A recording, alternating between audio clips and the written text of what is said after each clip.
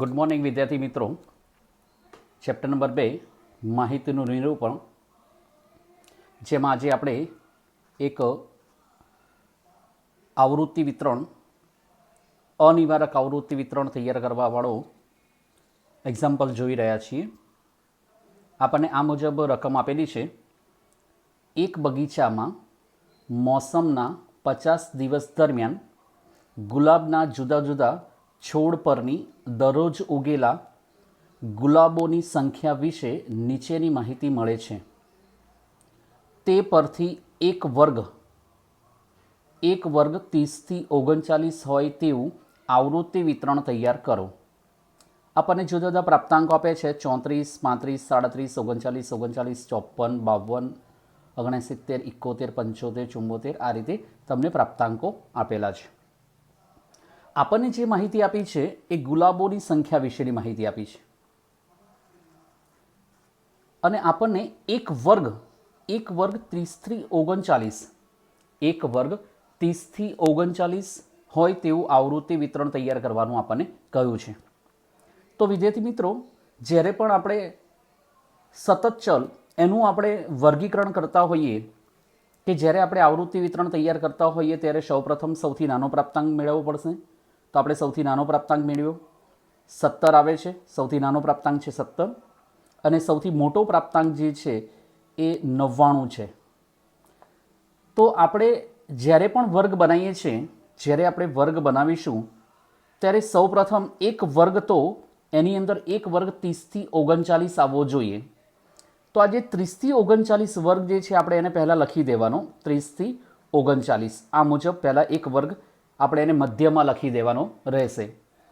ત્યારબાદ સૌથી મોટો પ્રાપ્તાંકનો સમાવેશ સૌથી મોટા પ્રાપ્તાંકનો સમાવેશ થાય ત્યાં સુધી આપણે ઉપરના વર્ગો બનાવવાના રહેશે, અને સૌથી નાનો પ્રાપ્તાંક 17 છે એનો સમાવેશ થાય ત્યાં સુધી આપણે નીચેના વર્ગો એનાથી બનાવવાના હોય છે.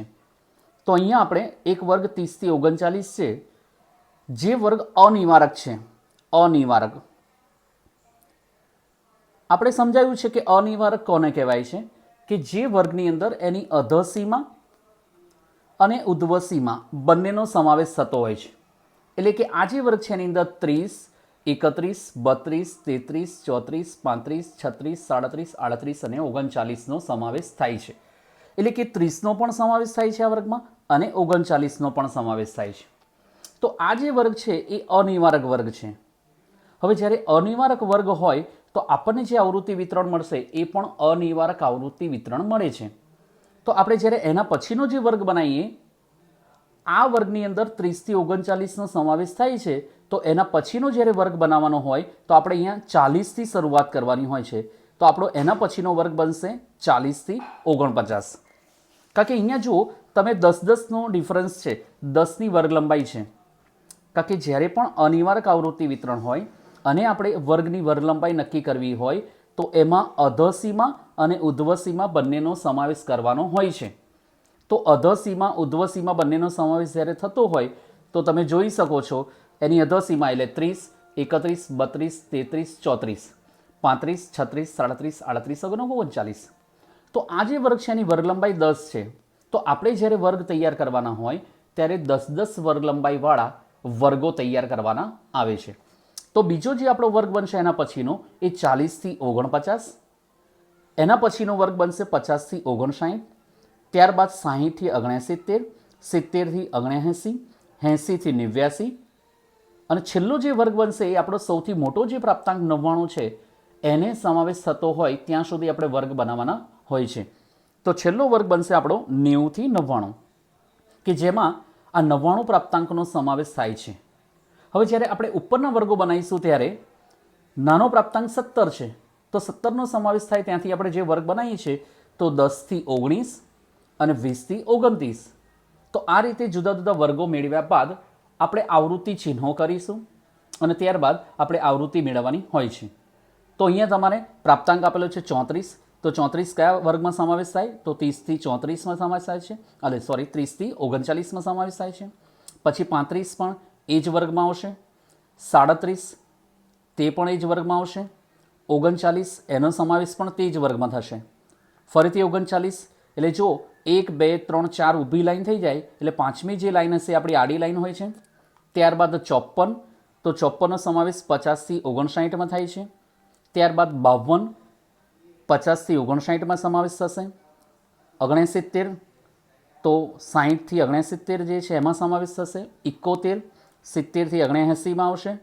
75, એ પણ 70થી 79માં આવશે. 74, એ પણ 70થી 79માં આવશે. 76, એ પણ તે જ વર્ગમાં આવશે. ત્યારબાદ 84, 80થી 89ની અંદર આવશે. 96, 90થી 99ની વચ્ચે આવશે. 23, તો 20થી 29માં આવે છે. 33, 30થી 39માં આવશે. 51, 50થી 59માં એનો સમાવેશ થશે.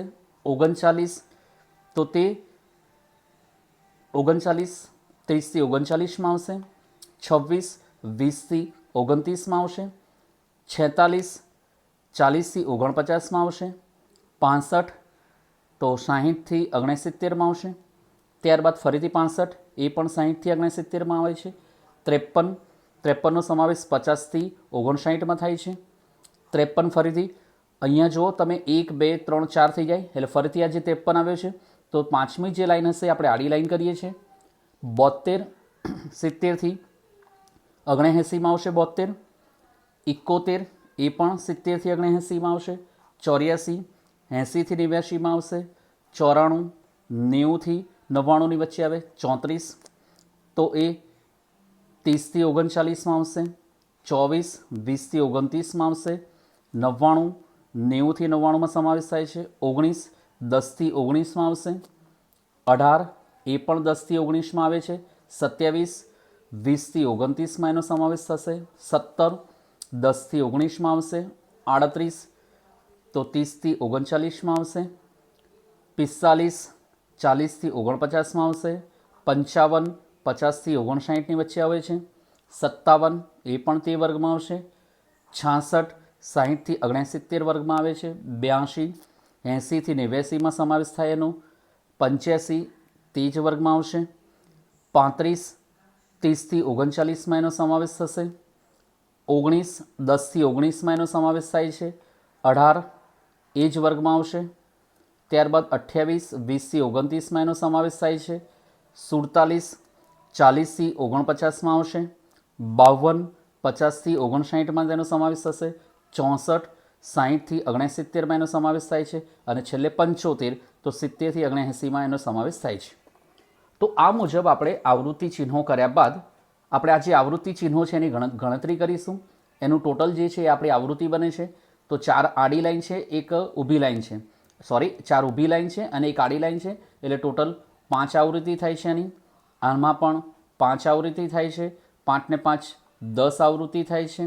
આની અંદર 3 આવૃત્તિ મળે છે. 5 ને 3, 8 આવૃત્તિ મળે છે. 5 આવૃત્તિ મળે છે. 5 ને 2, 7 આવૃત્તિ મળે છે. 4 આવૃત્તિ મળે છે અને 3 આવૃત્તિ મળે છે. તો વિદ્યાર્થી મિત્રો, આ રીતે આપણે કોઈક વર્ગ આપેલો હોય તો એના ઉપરથી અનિવારક આવૃત્તિ વિતરણ આપણે તૈયાર કરી શકીએ છીએ. તો જ્યારે પણ તમને કોઈક વર્ગ આપ્યો હોય તો એ બરાબર મધ્યમાં મૂકીને સૌથી મોટો પ્રાપ્તાંકનો સમાવેશ થાય ત્યાંથી શરૂ કરીને વર્ગો બનાવવાના રહેશે અને સૌથી નાનો પ્રાપ્તાંકનો સમાવેશ થાય તે મુજબ ઉપરના વર્ગો બનાવી આવૃત્તિ ચિહ્નો કરીશું. અનિવારક આવૃત્તિ વિતરણ હોય છે ત્યારે આ જે વર્ગ આપેલા હોય છે એની અધઃ સીમા અને ઉધ્વ સીમાનો આપણે સમાવેશ કરીએ છીએ તે જે વર્ગની અંદર. તો જે તે વર્ગની અંદર અધઃ સીમા અને એની ઉધ્વ સીમાનો સમાવેશ કરીને આવૃત્તિ ચિહ્નો કરીએ છીએ અને આ રીતે આપણે જુદી જુદી આવૃત્તિઓ મેળવી શકીએ છીએ. તો ત્યારબાદ આ અનિવારક આવૃત્તિ વિતરણ તૈયાર કર્યા બાદ આપણને કોઈક વર્ગ આપેલો હોય તો એ જે વર્ગ છે એની મધ્ય કિંમત કેવી રીતના મેળવાય છે અને એની વર્ગ લંબાઈ કેવી રીતના શોધાય છે જે આપણે જોઈશું બીજા દાખલાની અંદર. તો આપણને એક્ઝામ્પલ નંબર 2 આપેલો છે કે જેમાં આપણને કોઈક માહિતી માટે અનિયમિત આવૃત્તિ વિતરણ નીચે મુજબ છે. તે પરથી દરેક વર્ગની વર્ગ લંબાઈ, એટલે આપણે અહીંયા વર્ગ લંબાઈ અને મધ્ય કિંમત દર્શાવતું આવૃત્તિ વિતરણ તૈયાર કરો. આપણને એક વર્ગ આપેલો છે એટલે કે આપણને એક આવૃત્તિ વિતરણ આ મુજબ આપેલું છે. જેમાં વર્ગો આપ્યા છે 0 થી 20, 20 થી 50, 50 થી 70, 70 થી 90, 90 થી 100. આવૃત્તિ આપી છે 20, 30, 30, 15 અને 5 અને કુલ આવૃત્તિ થાય છે તમારી 100. તો વિદ્યાર્થી મિત્રો, આપણને આ મુજબ એક સતત આવૃત્તિ વિતરણ આપેલું છે. તેની આપણે વર્ગ લંબાઈ શોધવાની છે, જુદા જુદા વર્ગોની વર્ગ લંબાઈ શોધવાની છે અને દરેક વર્ગની મધ્ય કિંમત દર્શાવતું આપણે આવૃત્તિ વિતરણ તૈયાર કરવાનું છે. તો પહેલાં તો